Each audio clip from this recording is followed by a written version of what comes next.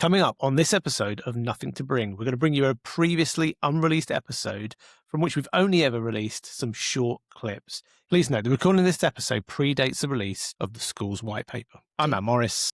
I'm Sarah Johnson. And we have nothing to bring. I'm Matt Morris. I'm Sarah Johnson. Sorry, did you hear the tone in my voice then? That was you were telling me off, weren't you? Yeah. What did I do wrong, Matt? All right, teacher Sorry? voice boy. Yeah, I didn't mean that. I'm Matt Morris. I'm Sarah Johnson.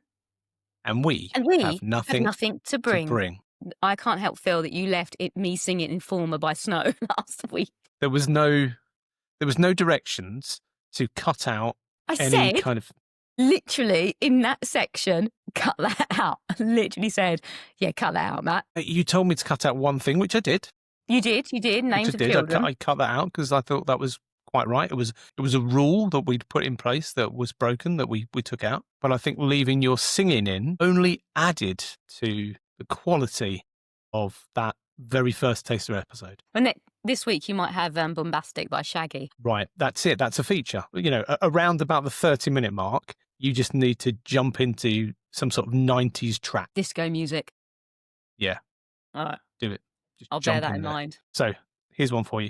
What is your favourite 80s cartoon? What's your favourite go-to 80s cartoon? So I love this question. I have to remember the name of it.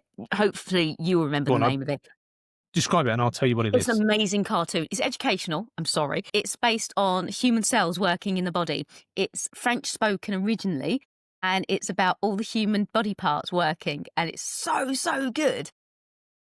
That wasn't what I was expecting. I was expecting something a bit more sort of fantasy or... No. You've got Dungeons and Dragons and things like that. No, it's the cartoon, literally about the human body, and each week is a series of focusing on the cells or brain or whatever, and it was amazing. It's really quite developed understanding around the human body as well. It's not just like, here is a liver. It's really interesting. Do you remember it? I've no idea. It sort of rings a bell. I'm going to Google it. This is not good for kind of podcasting. I'm going to Google it. It's not good for... Well, I can fill some time here, so... Yeah, you do some time stuff. So I would go, now what would I go for? I would go for... You see, there's obvious ones. So things like Thundercats and that. I think my three favourites. You don't know, Lionel. Was that Thundercats? My three favourite 80s cartoons were, largely because of the theme tunes, I have to admit. Okay. Number one, Mysterious Cities of Gold, which is actually really, if you try to watch it now, it is not like anything you watch now as a child. It is so deep and so involved. Yeah, I think I have watched it literally in the last 10 years, and it's a lot more elevated than you would anticipate. Absolutely. So that's number one. Number two would be Mask. I don't know Mask. So Mask was a series of sort of characters and vehicles. The characters wore masks, and those masks each had a kind of a power. Okay. And then they had a vehicle, which was kind of a transforming vehicle. So it had two parts to it. So, for example, the main vehicle was Thunderhawk. The leader of the group was Matt Tracker. His mask was called Spectrum. And Thunderhawk turned from a car into like a jet. The doors flipped up into a jet. Oh, nice. And they're re-releasing the toys, some of the toys of that. They've done a remold of some of the toys, and they're re-releasing them this year. So I think they're sort of pre-released for the start of the new year. So a few of the toys, because the toys are really, really expensive, especially boxed, like crazy prices. So that's number two is Mask. By the way, Mask, M-A-S-K, stands for, go on, give it a go. Matt Morris, attacks. No. Sarah, consistently, but with the K spelt wrong. Although you're onto something. Brilliant, there we are. Mobile Armoured Strike Command, but command with a K. So although you didn't know it, you actually I did well. Nailed it. Yeah. I could actually write cartoons from the 1980s. I'm going to tell you what my favourite cartoon is now that I've done a Wikipedia to remember the name. It's called Once Upon a Time ... Life. And yeah, it's essentially was a French initially art studio, and it had different episodes that explored the human body, which was great. But it had the characters were things like the manager of the brain, enzymes, hormones, red blood cells, neurotransmitters, like lymphocytes and stuff like that. It was.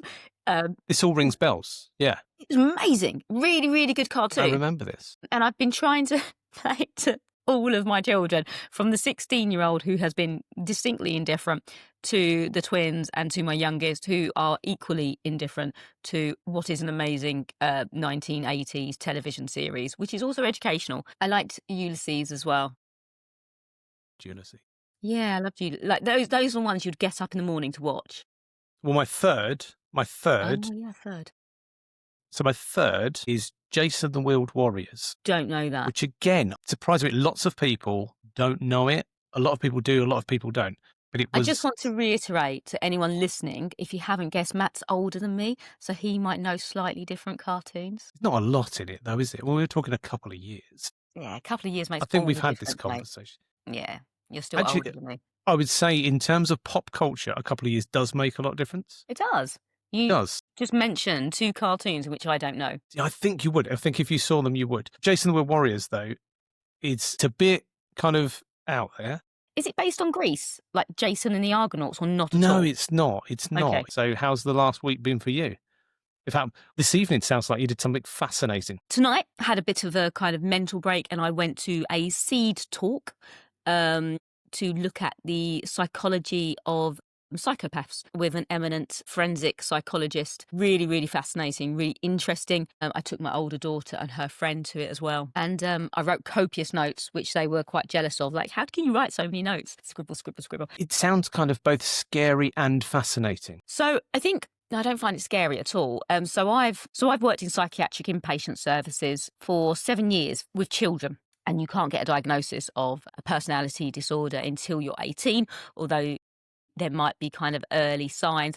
Also, personality disorders as a concept is highly contentious anyway. And I think especially in terms of women being diagnosed with personality disorders in particular, that is often associated with significant traumatic experiences of those women's lives. So I've worked with children that might show signs and symptoms of really kind of extreme behaviour, harmful sexual behaviour, and quite challenging things that they might do to others. So I don't find it scary. I find it interesting.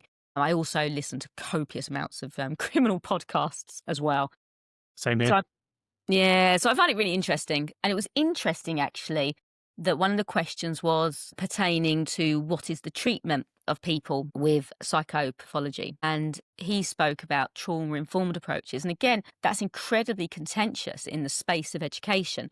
And here we have an eminent professor, practitioner, psychologist who's working in Broadmoor, expert, who's talking about actually this being the approach of how we fundamentally support people with these experiences and these exhibiting these types of behaviours. So I found that very interesting. It's difficult to scare me. I don't feel scared of many things. And I say scary because I think I've jumped immediately to all of those. I'm going to talk about podcasts in a bit, and sort of murder podcasts, because that's kind of what has really kind of set me going with podcasting. But the reason I talk, or the reason I asked about scary, because I immediately go to those. I immediately go to kind of serial killers, as opposed to, because actually it's a continuum, isn't it, in terms of... Well, lots of people might be psychopathic and not commit crimes, or not be convicted, or not been diagnosed. And I go to the stories we've heard about in my head rather than the reality of people dealing with condition. Yeah, well, I mean, as I said, you're going to go on to sort of talking about podcasts, and I think so my first degree is in criminology.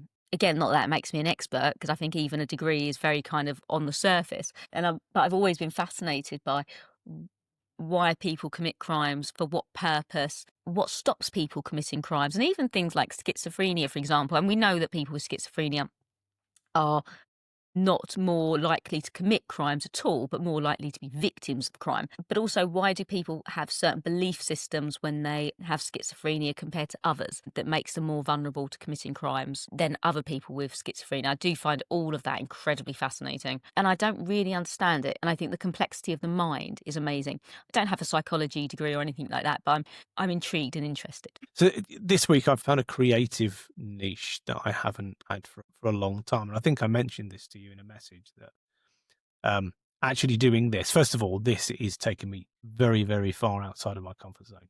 Like you do a lot of speaking. I know I do some of that sort of, but actually sitting here doing this, it's a bit strange. I don't mind, I've done radio in the past, and I've done things like this in the past, and voice stuff, and But actually, this is really outside my comfort zone because I know some people will watch it. And actually, we know a few people have watched the Taster episode. So I know that people will watch it. So that really takes me outside my comfort zone. Where I think I've found the creative kind of freedoms that I've not had for a while is actually going back to the things I used to do in the past, video editing, putting things together, design. And although, we've still got a long way to go with all of this and understanding the technology and getting it spot on, actually, it's been really kind of freeing to go back to doing something creative. And it's almost been a bit of a break from the day to day.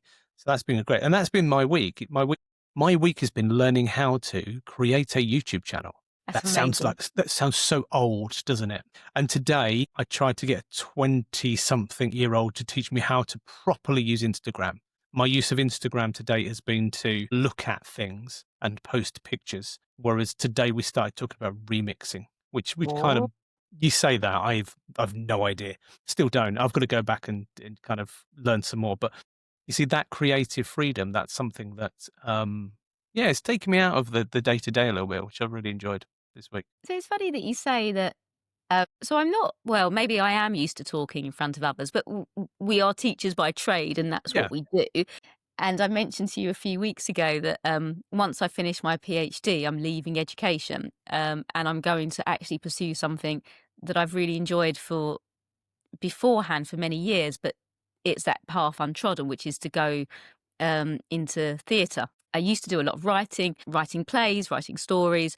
I'm currently writing a book at the moment, a fiction book. So yeah, I do feel that there's those bits where you miss out for whatever reason because your journeys take you on a different path. And one of my things that I keep on talking about in my Substack is doing things at the first opportunity, not the last, which has taken me on kind of random places which are perhaps not the most sensible places to go, but have been incredibly enjoyable. So I'm looking forward to planning my exit from education, which is kind of ironic when this is an education podcast, but I'm looking forward to it. But you'll always be an educationalist. So I think that's the thing, isn't it? I think even when you go on to do, I guess we're not saying what it is you're going to, because the thing is, you say you told me about it. You didn't tell me about it. You were telling someone else about it and I overheard you. And I said, oh, that's all news to me. Thanks very much. And this was as we were walking through, well, we were in London, weren't we? We were in London at a meeting. And we're walking through London and you were telling somebody else. And I'm just sort of walking alongside you. Stephen Steinhouse. Yeah, talking to our good friend Stephen. Yeah, we were just off to have something to eat with Stephen. And you were telling him all about it. And it was all news to me. Creativity, I think that's the thing. If that's who you are, if you're a creative person, you've got to find the outlets. And I've found this a really rewarding thing to do. I'm glad you have. And, let's keep it going. I've got ideas about other podcasts I'm going to do, but come on, it's taken us 2 years to get this one going. So Has it taken 2 years? 2 years. I think, I know a year ago. Yes, we have. We've been talking about it for 2 years, kind of as ideas for 2 years. And then a year ago, I was talking to Dr. Poppy Gibson at the Schools and Academies show, and we'd having a coffee. And I said, Sarah and I have got this idea for a podcast. And she said to me, you've got to do it. Just do it. Just like, because again, I was saying it's outside of my comfort zone. And she said, no, you just got to do it. Go do it. And obviously, I didn't have the confidence. I don't know if that's why it's taken so long, because actually the confidence to do it, knowing other people looking at it. But she said, no, got to go do it. And here we are, a year later, we're actually doing it. But it's been a bit of a journey, I think, about 2 years. So yeah, it's where we are. So, in this podcast, then 2 years in the making, we are going to get onto education, and maybe you can skip to that bit if that's what you're here for. But if you want to stick around for the geeky bit, then so be it. So who's going to go first on their kind of their geekiness? I'm happy for you to go first, Mr. Morris. Knew you were going to say that. Would you like me to go first? No, it's fine. I'm quite happy to go. I have notes. I don't know why, because given that this is always intended to be kind of, This is your special interest, I'm assuming, as well. Well, I don't know. I think the thing about this podcast was we were always going to just try to not be the expert, weren't we? We're just going to be, it's nothing to bring. That's very easy for us to do. Absolutely. It's literally come as you are. Yeah. So the fact that I have notes, now I've got to avoid trying to look down at my notes as well now, because, then it's not just going to be as natural as it should be, should it? So I think the thing that I just wanted to kind of touch on is how I got here in terms of podcasts. and what it was that kind of unlocked the love of podcasts for me. So I did radio, film, and television at university, which is just a great thing to do. It was very technical, but it was very creative. You looked at the theoretical aspects, but you also looked very much at production. And I really enjoyed audio production because there's a creativity to it that you can get to that you can't get to in the same way with film. But you want a high caliber of production, yeah. So with film, that's much harder than it is, say, with radio or with audio, because you can create really high quality audio very cheaply and very effectively. So that's the part I really enjoyed. I also did animation as part of that degree as well, which I highly enjoyed. And I also did the postmodernism too. So when I combined the two together, I did postmodernism in South Park. So I combined postmodernism and animation, and I chose South Park because it is just a really good text in order to look at that sort of creativity. People think of South Park as this crude thing. Actually, it's very, very clever. It's layered. I'm not going to go as far as to say it's a work of art, but it's fantastic. And when you really pick it apart, the things that are really being said are incredible, and sort of the way it reflects society and everything else. But whilst I was doing that degree, I really got into audio. And then I didn't really get into podcasts until quite late. And the first podcast that really knocked things for me was Serial. It was the first series of Serial, which is about the murder of Hae-Min Lee. Aside here, this is the thing I think murder podcasts, true crime podcasts do really badly. They don't focus on the victim. They focus on the other bits. So really, Serial season 1 is actually about the wrongful conviction of Adnan Syed, who is allegedly wrongfully convicted of the murder of Hae-Min Lee. And her story is kind of lost a little bit in all the sort of podcasts that follow. So that led me down a rabbit hole onto another podcast, which was called Undisclosed. And Undisclosed was a really good example of how a podcast was about the content, not about the quality. So the audio quality in parts is not the best podcast you'll ever listen to, but the quality of the investigation and the reporting and the kind of the journalistic intent of real attorneys who are looking into this, including Rabia Chowdhury, who is a family friend of Adnan Syed. The depth of the quality, it's storytelling through sort of procedural evidence, which is a very different way. Some people might not be switched on. Some people might find that a very boring approach to telling a narrative. But I found it fascinating because you were looking into the real details of the evidence and trying to piece it all together yourself with them. And that kind of then led me into lots of other things. So my favourite murder is the one that a lot of people know about. When you say my favourite murder to people, they kind of say, well, that's a bit weird, isn't it? And when you actually listen to the first episodes, it all makes a lot of sense. And then you look at how many people are actually listening to that podcast and are then listening to murder podcasts, and then really into true crime. And we mentioned it earlier on. So it's a real genre that has taken off. True crime, or as my wife calls it, crime. Because because why? Yeah, it's tautological, isn't it? It's like we already know it's true. Yeah. Absolutely. So the crime genre, true crime genre, or crime, according to Mrs. Morris. But yeah, my favourite murder, fascinating, just sort of. And what I really loved about that show, or I do love about that show, is their kind of journey as podcasters and how they've gone from this sort of small show to huge following, live shows, to a whole podcast network that they've created. Don't get any ideas. You haven't got the time for it, have we? Not when you go off to do your fancy your new thing in the future after education. When I'm in theatre. I listen to others. I listen to things like Dr. Death, Suspect, Over My Dead Body. Some of these have been turned into Netflix dramas as well. And then I started listening to others like The Dropout and got really into the story. Do you know The Dropout? No, I don't know. Because I think we spoke about you in, I call murdercasts, only in the last 6 months or so. And so I predominantly listen to Murder Mile. And I really like Murder Mile. There's a lot of research that goes into it, but I only have limited capacity. But also, I try and challenge myself to not just listen to crime podcasts in case it gets a little bit depressing. I don't actually find it depressing, so I try not to scoot into other ones. Yeah. Well, yeah. See, the thing is, I will always fall back. To true crime. Crime. Oh, I always do. Just because it's try other things, but that's kind of weird. However, I'll say, sorry, The Dropout. So The Dropout is the story of Elizabeth Holmes, who is an entrepreneur who found this company called Theranos, She gets all of this funding. Again, there are really great documentaries. There is a fantastic dramatization of it with Amanda Seyfried as Elizabeth Holmes. And it's all about how she has an absolute belief in the product that she's creating that will test a tiny, tiny bit of your blood in order to, but it's still based in that kind of Silicon Valley idea of fake it until you make it. Okay. I have seen that documentary. It's very interesting about how it's kind of pushed through and the kind of power of capitalism as well. The one, if somebody asks me what is the one podcast to listen to, and it's my favorite podcast, and because it's kind of haunting. There's a narrative and there's a story and there's layers within the story. It's a podcast called S-Town, and S-Town's actually a euphemism for shit town.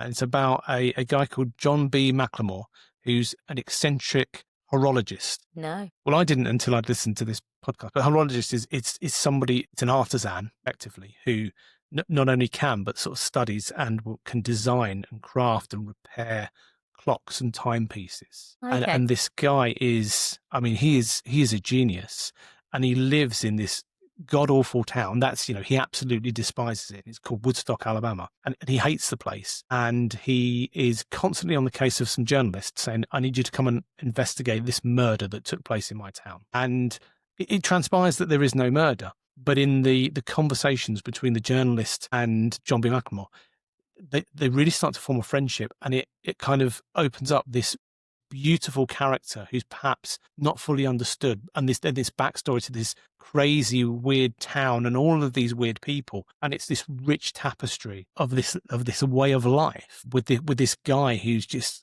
completely eccentric in the middle of it.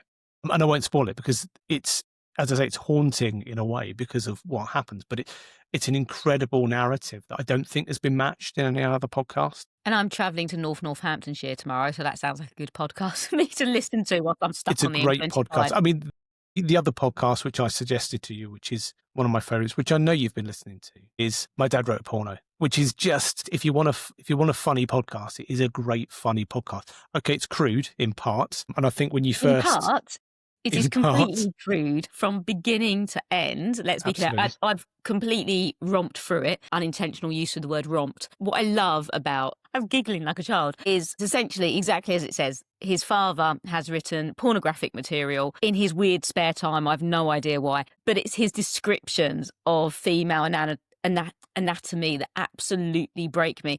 It's like, despite the fact that he's been married for X amount of years, he doesn't understand women at all. It's like he's never actually met a woman in some of the descriptions, but it's brilliant. Belinda Blinked is the the story, isn't it? Belinda Blinked. Belinda Blinked. But and that's another one of those that made me really enjoy podcasts in a slightly different way because of the humour of it. But it's a really, really clever. It's so simple. That's why it's clever, because it's just three people talking and reading. So well timed. Their interactions, their chemistry is incredible. And that's what makes it so good. Don't worry, people that are listening to this, you won't get any of that in terms of delivery, rehearsal, research. There's no planning. Yeah, I mean, I've got some. Well, no, I have planned. I know you have. I'm saying I mean, the fact that I have some notes in front of me is the best it's going to get. You've just spoken about podcasts for ages, so you did well, I thought. Thank you. So, what's your geek? So, I'm imagining, when you go to those terrible inset training days or an interview where you're told to bring something that represents yourself, and you're like, well, I can't bring my bed in here to talk about how much I like sleep, and you don't want to reveal that you've got 1,000 fossils and things like that, so you have to try and make something up that's cool. But anyway, what I decided to bring to this podcast, and I will describe them for you as well, because obviously people might be listening and not watching, is I really like Buffy. I really liked Buffy I didn't watch Buffy when it first came on TV, sorry. I didn't watch it till I was about 19. And this was a series that I would stay awake for till like 3, 4, 5 o'clock in the morning. And people that know me know I love my sleep. Anyway, so I have two glorious pictures. One of which my ex-husband bought me when he was my ex-husband. He found it in a charity shop, and it's David Boreanaz. And it's David Boreanaz, probably, 20 years ago. He's wearing black leather trousers, which I think is excellent, and a black cloak and a burgundy shirt. And he seems to be dancing. and it's signed by him. I mean, I think I can. Is that signed? I can see. Signed, yeah. Either it's been scribbled on, or it's. I mean, it's been scribbled. I've got no idea if it's actually his signature. But my ex-husband saw this in the charity shop and thought, actually, my ex-wife is going to love this, and he bought it for me for Christmas. So thank you very much, Chris. I really appreciate it. It's a good picture. Because now you said about the leather trousers there. Yeah, I mean, who doesn't wear leather trousers? I don't. That's the truth of it, because you've got to be able to pull those fellas off. I don't mean pull those fellas off. I mean pull it off. This is going nowhere. I appreciate it. This is about this is as good as the noisy. It's gone everywhere in my head. Look, this is like the noisy box comment from the Taster episode, isn't it? Which actually got a lot of comments in some of the feeds. You've got to be able to rock a good set of leather trousers and little coat. And actually, David Boreanaz wasn't. I'm sorry, Boreanaz. I'm sure you're deeply upset that this random middle-aged woman didn't fancy you in Buffy or Angel. The person that I did absolutely adore was Seth Green. Is Seth Green? My oldest daughter went to an event where she met lots of different people from Lord of the Rings. She loves Lord of the Rings. So for her 16th birthday, I paid for her to have photographs taken from Sir Ian McKellen and various other different people who were Andy Serkis and so on. And they were amazing. They were really warm and friendly. And I think that was like honestly how they were. So they were wonderful. I couldn't resist meeting Seth Green. And I like to call this our engagement photograph. So it's me. Obviously me wearing the yellow top in case you can't, differentiate between me and a man, and Seth Green holding my hand as if we're getting engaged. What's quite funny about this picture is I've had it framed. That feels really important. My husband said that is not living in the house. It lives in the outside office. But apparently all the pictures of Seth Green, men, women, is like his engagement photograph. So I thought it's because he had a deep affection for me, but it's not. That's his thing. That's his pose. Have you seen the it's called the prom pose? Yes. Have you seen that? Where it's usually men ask female celebrities to do the prom pose where they are both facing the same way. So the man is behind the woman. Yes. So with his arms around her. And it just looks so uncomfortable and embarrassing. Yeah, so actually, in all fairness, Mr. Seth Green, he said, how would you like this photograph? And I said, well, however you want to photograph. Like, I wouldn't have touched him without consent. That's kind of weird. Like, even if I paid for the event, because you've got to pay for this kind of thing. By the way, even if you pay, I don't think that's consent. No, that's what I'm saying. Okay. Like, even if you pay. Okay, just to be clear there. Yeah. Well, yeah. No, even if you pay, I don't think, I find that socially uncomfortable. And I met Andrew Lincoln and Robert Sean Leonard in the last couple of months as well. And so Robert Sean Leonard, I was like, how do you, and that was free in terms of, I just saw him after a theatre production. I didn't say, look, I'm going to hug you and touch you without consent, or Andrew Lincoln, because I just feel that's a bit rude, really. So, if you get anything from this podcast, no means no. Consent is important before you touch people. Yeah. It's something I saw recently. You're right. But it's something I saw recently where don't be touching women. No, the other one I've seen, this is the other one, AI. So I've seen this from a convention. It was actually female wrestlers. So both of these examples were female wrestlers. One was the prom thing, the prom pose was one female wrestler. But the AI one, where a guy, essentially, a bit like yours, they were kind of stood side by side, hand in front, but he had put it into an AI generator so that it made him and her kiss. Well, that's not okay. And then he'd reposted that onto social media. Creepy. Now, the great thing was he got absolutely called out. Just by everybody. Your image is really important, I think. It is. And, what you decide to do in real life is what you might decide to do. But then to be manipulated to engage in certain activities that you wouldn't choose to do. Now, it's different if there's a silliness about it. But if it's a kind of has sexual overtures, it's just not acceptable. That's poor behaviour. But it's good that it was called out as well. Yeah, really. Wrestling is often associated with quite sexual imagery of women. So the fact that it was kind of called out and gone, this is not okay. So what's called the Internet Wrestling Community, the IWC, it has its own kind of thing, acronym, is very, very vocal about what they like, what they dislike. And in this case, really, really called out that behaviour because it was just so poor. And good on everybody for doing that as well. That's cool. So there we go. That's That's our geek. So we did bring something. We did bring something. I'm going to talk about what made me think about Buffy, and it's about education, and I've written notes. So excuse me. The first thing I want to do is have a little bit about apologies, corrections, and clarifications. I was going to ask, did you want to come back to anything from last time around? So, Mr. Matt Morris, you accused me of using the C word, not the C word, a slightly softer C word. But I didn't say the C word before you said the C word. Did you say the C word after I said the C word? No. Sure. Pretty sure. So the C word relates to fecal matter. And Mr. Matt Morris said that I had used it. I did not. And I've listened to that podcast on 3 occasions. And I've also checked the transcript. So, Mr. Matthew Morris, you owe me an apology. And I wait for it. Well, I've been waiting a long time. No, you won't. No, you won't. I humbly apologise if I have suggested that you did something. Do you know what? At the time, I was absolutely adamant you had. And I listened back to that start bit. And I tell you what, the word you repeated that I used was duff. Both said duff. And I used duff to avoid saying the other word. And then just kind of came windmilling in with the other word later, which I mean, thank you for your excuses, Mr. Matt Morris, and I accept your apology. I humbly apologise. Have we got any other corrections? Yes, I also need to apologise. My husband said, but you do have an advent calendar because I got you a chocolate one. So I would like to recognise that my husband did make sure that I had a non-geeky advent calendar and I have been eating all the chocolate. The other clarification was that I'm worried that I'd made up the tiny scorpions that live on the Isle of Sheppey. No, there are 15,000 tiny scorpions that live on the dockyard walls. This is real. On the Isle of Sheppey since at least the 1960s.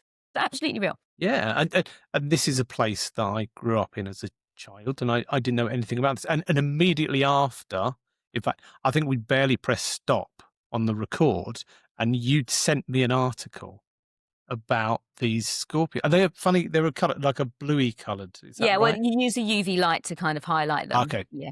So. Yeah. No, that's fascinating. And as I say, I've now told other people about that who don't believe me and who live there, and I now have to share with them the very article you shared with me. There's some other fascinating things about the Isle of Sheppey, which I'm gonna raise in other podcasts, because I feel like it's one of, how some things are just the gift that keeps giving. Isle of Sheppey. I mean, Romford. Isle of Sheppey is one of them. Romford isn't the gift that keeps on giving. It's just Romford, isn't it? Yeah, well, there you go. But yeah, there's some other ones I'll come up. We'll share those in future episodes. So we've kind of explored our geek. We've done corrections. I feel like I made some things up last time. I tell you what I did do, which I'm really annoyed at listening back. I didn't commit, and I've learned from this. My learning from this is you're better to commit and get it wrong than just sound like you don't know anything at all. Okay. Right. So obviously, Back to the Future was 1985. It's set in 1985. And I just went, oh, it's in the mid-1980s. And there's me talking about how everybody's watched. So I made myself sound stupid because I'm talking about how everybody's watched Back to the Future and everybody knows Back to the Future. And then I can't even commit with the most simplest of facts. So I also noticed when I was talking about a generative AI and large language models that I doubted myself. And actually, I need to be more confident in going, actually, it is this. And then if I'm wrong, maybe just do a correction later. But yeah, there was a few times where I actually thought, no, I was absolutely correct in that. And I need to hold on to my opinion. Yeah. Absolutely. So if there's one thing we've learned, it's be wrong. Pretend to be the expert. Just don't worry Pretend to be the expert when you're not. And be wrong with the conviction of a 7-year-old in a Batman t-shirt. Absolutely. Yeah. There is never any wrong. So I've been a little bit angry. I'm always angry about education and different things. And I suppose one of the things that I wanted to think about was there's another public engagement campaign to look at the 5 principles of reform around special educational needs. And there's a series of different events going around the country and online as well to make sure we capture lots of people. And it says it's going to be the biggest national conversation in a decade around SEND. And I just thought, okay, again, another one? Because haven't we? We've had that on numerous occasions. And it's going to the 5 principles of reform, unsurprisingly, are about early intervention, local provision, fairness, effective practice, and sharing working practices across sectors. So NHS, education, and so on. And so I kind of did some homework around, okay, well, what does this other reviews? I did a bit of ChatGPT to try and think about the number of reviews. There have been about 10 government reviews at least since 2015 to now. That's a DFE, Ofsted Air Quality Commission. There's been 6 parliamentary ones and various different things. There's been the new area send inspection in 2023. There's been the high needs uplift. There's been consideration, which we obviously know a lot around alternative provision of oversight, so things such as draft alternative provision quality standards, lots of published data around local authority dashboards. And I wondered, okay, so there's been lots of consultations. So what has been the impact of those things? We know that attendance has got poorer, but I think there is conversations about how we monitor and manage and use data sets around attendance, and that's probably another conversation. Exclusions, obviously there was a dip during COVID. It's really difficult to exclude children when they're not coming into school. Attainment gaps aren't really improving. And actually, there's still that kind of structural underfunding. Inclusion still remains inconsistent, and obviously Ofsted are trying to address that. Lots of conversations about inclusion and belonging. What does it mean? How can you measure it? What does that look like? The high needs deficit continue. And so we have lots of consultations. And I think one thing that I kind of want to share with you is that so lots of people might know, they might not know that my younger children have disabilities, and all 3 of them had educational healthcare plans before the age of 2. Early intervention is really important. I was able to push that forward, perhaps because you might consider me middle class now. You probably wouldn't consider me middle class when I was younger, but I was able to use my platform, but use arguments, use debates and push it through. And I was relentless in it.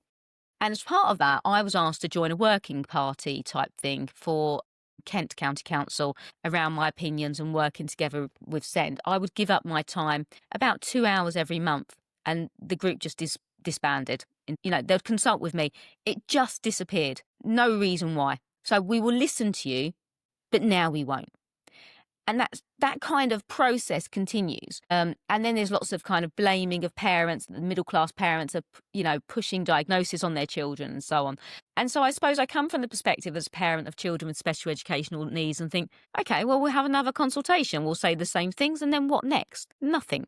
And that's the frustration for me, is that we know that there's structural issues around inclusion. For me, inclusion is a moral imperative, that actually my children will cost society more money. And you know what? I don't care. I celebrate our children. I celebrate your children, other people's children, and I want them to get the support they need. So to what end is this consultation going to make a real fundamental difference to my children's lives, other children's lives, and actually for the future around special educational needs and disability and inclusion? So I've been a bit annoyed, been frustrated, and I think, okay, another consultation, so what? Something that is very obvious to all of us is that the voice that is left out of all of this is the voice of the parent.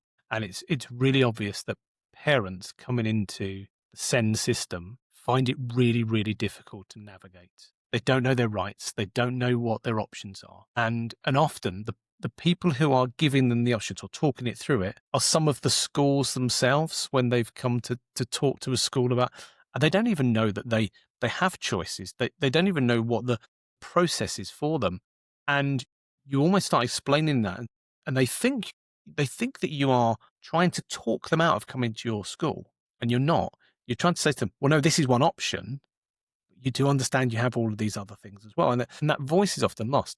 And I completely understand the idea there that what has been the impact. I mean, what has all those things you listed just a moment ago, what's gone between them? What things have stuck? Because ordinarily when you go through a process, and I think this is endemic of education in general, actually. I don't think it's just something that's related to the SEND system itself. When you've got a system like education, when you've got something which is such highly politicized, education is a political football. It always is. And you don't have governments that last long enough to really do something meaningful with education. So if you think about now, and I don't like to be political and don't bring politics into education at all, and I try to keep my voice out of politics, but if you think about where we are now, how long does it take into a government before you start talking about, right, let's focus on education? And that seems to happen every single time, that it becomes a conversation that you enter into later into the government, even though with manifestos and pledges, it's always really, really important.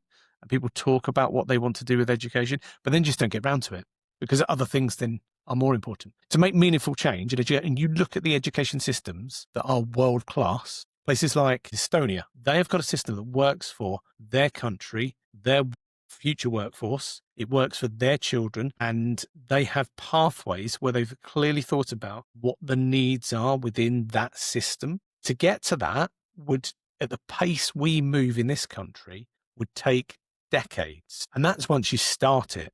How do you even start it when you have review after review after review after consultation? Also, we are so fragmented as an education system anyway. So you can't go onto Blue Sky or X or LinkedIn without, if you have a particular opinion about education, then lots of other people are going to have alternative views, and doesn't mean that they're wrong either. But there's a kind of complexity around trying to make mass systems for humans, little humans, who are weird, crazy and bizarre and wonderful all at the same time, to make something that works for them. You're always going to have children on the margins as well for lots of different reasons. And how do you accommodate that? But then also, we are in a society at the moment in Britain where I think there is increasing fragmentation and frustrations with one another in communities and neighbourhoods, and there's other systems that actually would support the education system, such as the NHS and child and adolescent mental health services and so on, that education are being asked to do more with less. And I think that is problematic in itself, that there's lots of mission creep about what education is. Now, that doesn't mean that I don't. And actually, I started off this podcast talking about how I worked in psychiatric inpatient services as the head of education. But there was kind of disciplines and discourse, and you'd have a family therapist and you'd have a social worker because you're in tier 4 services. And I think the thing is as well is I've had the opportunity. I've not been to Estonia, but I've gone to Kazakhstan, Uzbekistan, Uganda, Zambia, blah blah blah, Sweden, and there's all slightly different models, although lots of kind of European-centric models actually, and British-centric models on some of those countries. And I think there's all advantages of all of them, but there's deficits for all of them as well. No one's got it right. And I think it's because we are trying to create systems that are trying to deal with the complexities in uniformed ways. And that's really hard to do, isn't it? It is. And it comes back to societies, isn't it?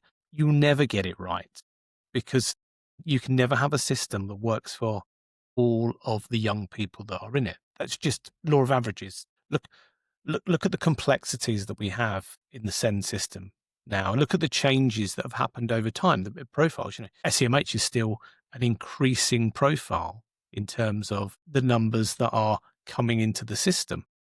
I think it's a dreadfully unhelpful term as well. I mean, I do think there's something about nice guidelines. So the National Institute of Clinical Excellence talks about, if you have this need, let's say, I've got sciatica. Actually, there's a pathway that you take, and there's bits that you take if you've got sciatica where you leave it, you address it, or actually there's a crisis point. And you don't have that with children's needs, which might be equally complex and for lots of different reasons. But, one child that might be identified as having social and emotional mental health needs will be completely different to another child with social and emotional mental health needs.